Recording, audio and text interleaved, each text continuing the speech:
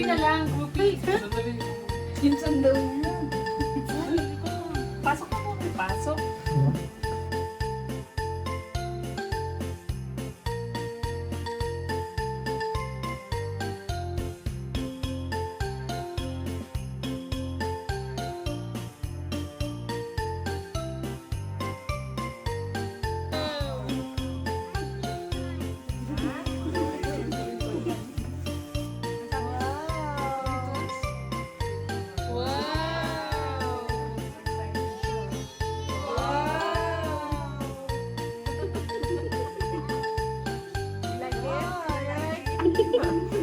Wow!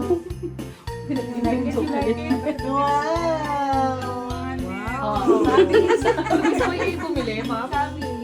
Ate, next is hindi, tapos Tukang. thank you for your attendance.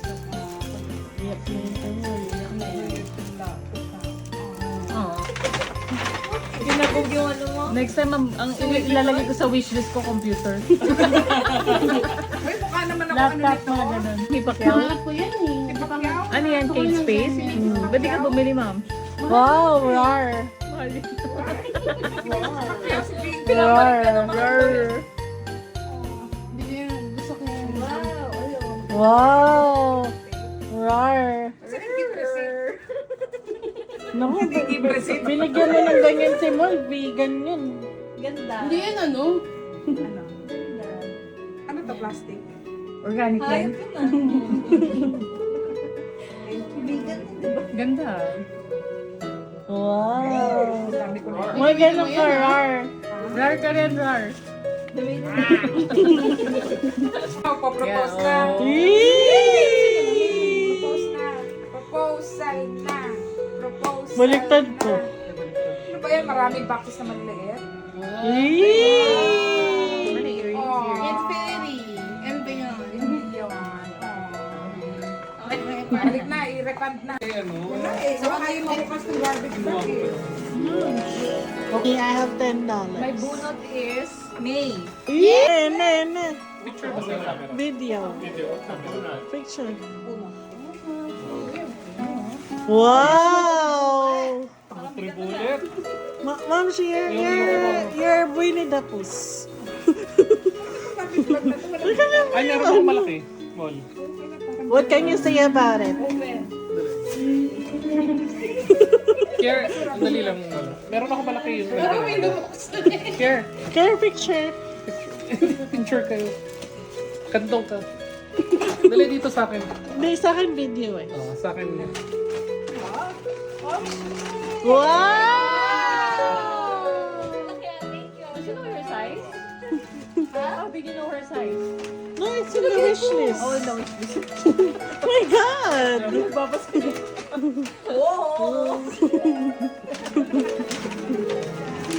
Alin ba? Ayan ah. Ay, sobra. Mukhang mga beyond 50 ang mga books. Ay, hindi, bibigyan ko sa kanya. No. Oh. Okay, who you bunot? Oh, there. Wala akong gift eh. Sabi niya, Oh, New Balance. Shoes. oo, nilagay niya. Wala kasi. Uy, tayong dalawa. Wala, baka magkamali ako nung... I know, you bunot me. Hindi, ako nabunot, di ba?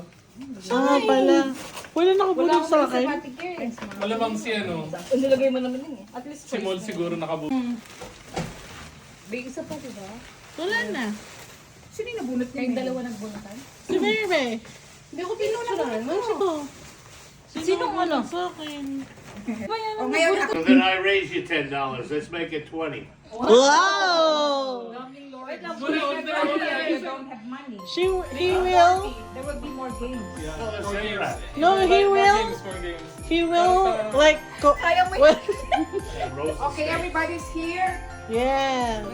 He will. Mike said 20. It'll be 30 total, not 40. Okay. Okay. The first person who has the correct guess will win $10. How about that?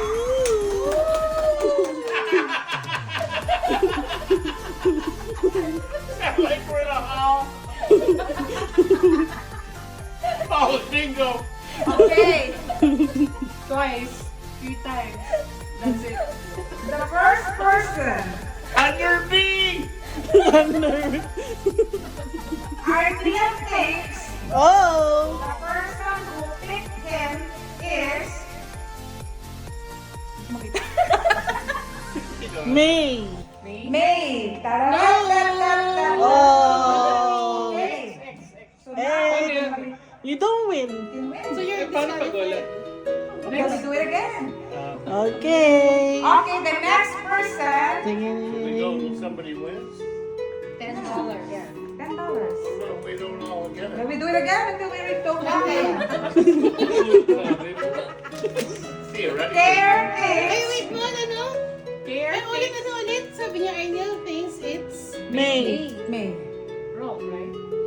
right. Ano? Right. Oh, hindi nga. Right. You picked him. Oh! Oo. Ano ka ba? Hindi mo naintindihan yung You game. just wanna get the $10. Hindi mo intindihan. Sabi na nga ako eh. Sabi sa inyo, Tagalogin na yung mechanics. Okay.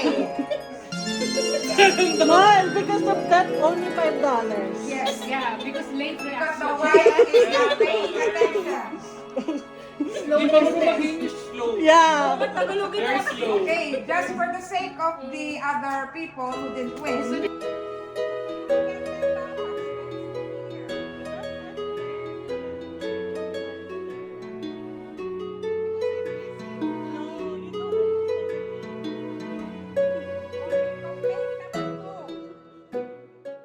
Ano ko na lang. Okay, hot papa Jesus. Tama naman. Welcome. You're welcome. May natira pa mo.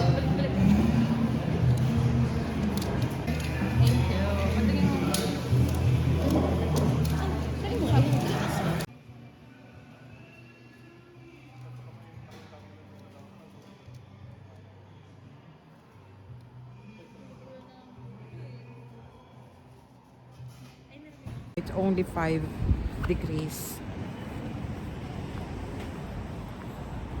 So, nandito po kami sa CF.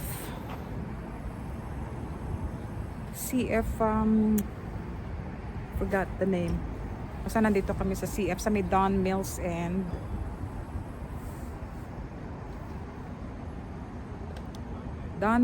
Lawrence.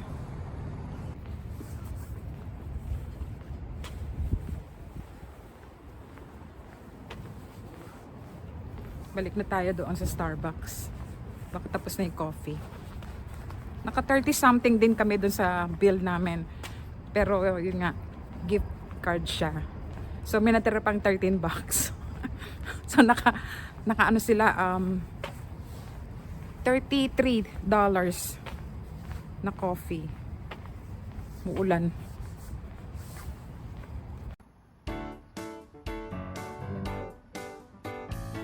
Kagagaling lang namin sa church. Mga past 9 a.m. Wala pong tao ngayon dito sa ano.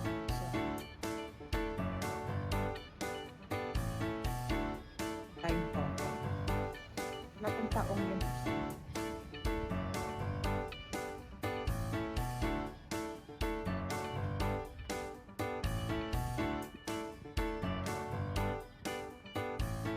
Ayun, CF Shops at Don Mills.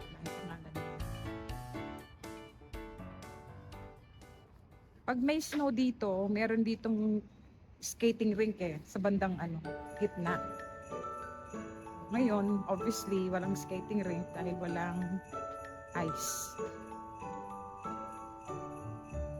So, ang kasama ko ngayon dito sa CF Shops, si Mary Rose, si Arnel, Isabel, and Jasmine. Simba kami.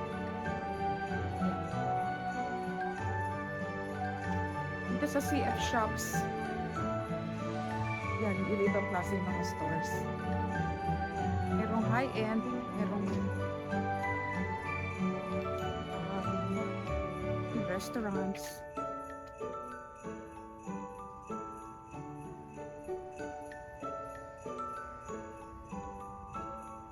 Medyo most of the stores dito. meron din mga normal price.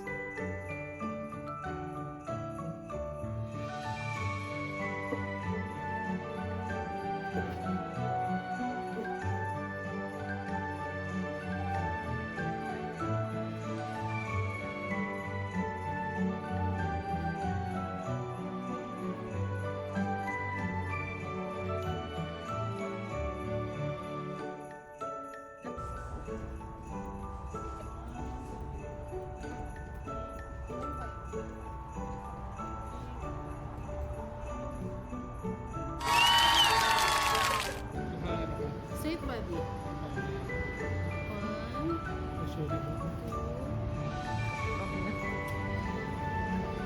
One, Roar.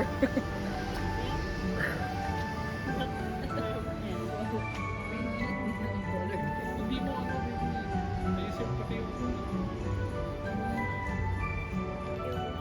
walang ano mo. Ang ano mo, nanlibre sa Starbucks. Mayaman. Mayaman. Mayaman ka na. Bumerang daw. Sino mo to? Oh, bumerang Kunwari daw. ayaw pero bumerang. Oh, bumerang. Bumerang kami ha. Bakit ganyan? Hindi kayo ba? Kayo phone nyo. Video ko to. Mary Rose. Ay, pakita niyo yung ano. Ganyan sa akin. Dikit, dikit. 1, 2, 3, go! Ano ba yun? Akala ko kasi isang beses lang. Ayan, cute, cute, cute. ano yan? Hindi ba sa yan? Milk to. Try nyo na to, itong sugar. Yung mo masarap yun. Ang daming nagkababa. Lagerista eh. Ma'am, she's so ganyan na yung black mo. Lifestyle, travel. More sarado yung mga shop. Pagka, Oo nga, sarado yung shop. Sinabi ko na kanina. Magkano? Good morning po. December 27 po ngayon. Napansin ko nung nagdadrive ako papasok, walang masyadong tao sa kalye. Tsaka dito po sa floor namin, wala rin mga opisina. Parang ako lang yata nasa building na to. Pakita ko sa inyo kasi sabi sa weather kanina, zero visibility. Tingnan nyo kung gaano kadilim. Kung makikita natin, sandali lang po ah.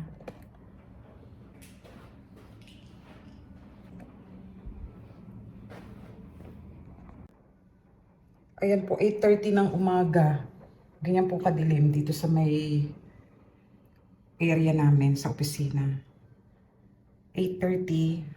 Sabi nga po, zero visibility. Pero okay naman ang pagmamaneho. Yun nga lang, madilim. At saka yung wiper ko medyo pangit. Hindi siya masyado nakakalinis ng windshield. Yang mga dumadaan na bus na yan, TTC bus, ayan dalawa sila magkasunod.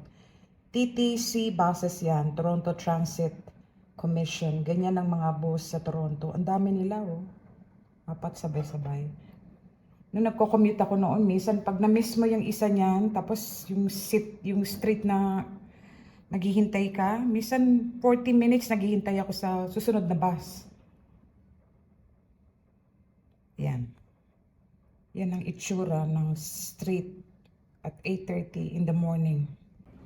So, nabanggit ko po na today is December 27th. Meron lang po akong babanggitin tungkol doon sa isang klase ng sponsorship. Disclaimer lang po. Itong mga sinashare ko, ito po yung experience ko. Pero hindi po ako nagkiklaim na isa akong eksperto sa, kunwari, sa immigration. Ito, ikukwento ko lang kung ano yung mga pinagdaanan ko o yung mga sinunod ko na mga guidelines in terms of sponsorship. Meron po ako isang pamangkin na na-sponsor ko noon pong medyo bago pa ako dito. Tumayo po ako, pumunta ako doon sa desktop ko kasi gusto kong makita yung exact section nung sinasabi kong one of the reasons na pwede kayo mag-sponsor ng isang relative na hindi anak or yung parents or grandparents. Ipopost ko po yan sa taas para makita nyo yung link doon sa immigration website. Basically, one relative you can sponsor if they are related by blood or adoption of any age. Yun. So you, the person who wants to sponsor your relative, don't have a living relative such as, ito po, dapat wala kayong living relative. Halimbawa, spouse, common law partner, conjugal partner, son or daughter, parent, grandparent, orphaned brother or sister, orphaned nephew or niece, or orphaned grandchild. Ikaw dapat as a sponsor should not have relatives na naka-indicate doon sa sinabi ko kanina. Or dapat walang relative ka na Canadian citizen or permanent resident or registered Indian under the Indian Act. So, at that particular time, nang bago pa lang ako rito, wala ako lahat ng naandito sa listahan. So, kahit sino na blood relative ko, pwede ko raw kunin. So, at that point, ang in-sponsor ko po yung isang pamangkin ko. So, kaya po siya nakarating dito. Siya po yung unang-una na nakarating sa Canada. So, again, ipopost ko po kung ano po yung, saan po nanggaling itong section na ito. Kung halimbawa dalaga po kayo or binata or wala po kayong asawa na, or I mean yung common law partner, walang anak, and so on and so forth, pwede po kayong mag-sponsor ng kahit sinong relative papunta rito sa Canada. Yun po yung experience ko galing sa immigration. Ito po yung aking ginamit na guide kung paano ko po nakuha yung pamangkin ko.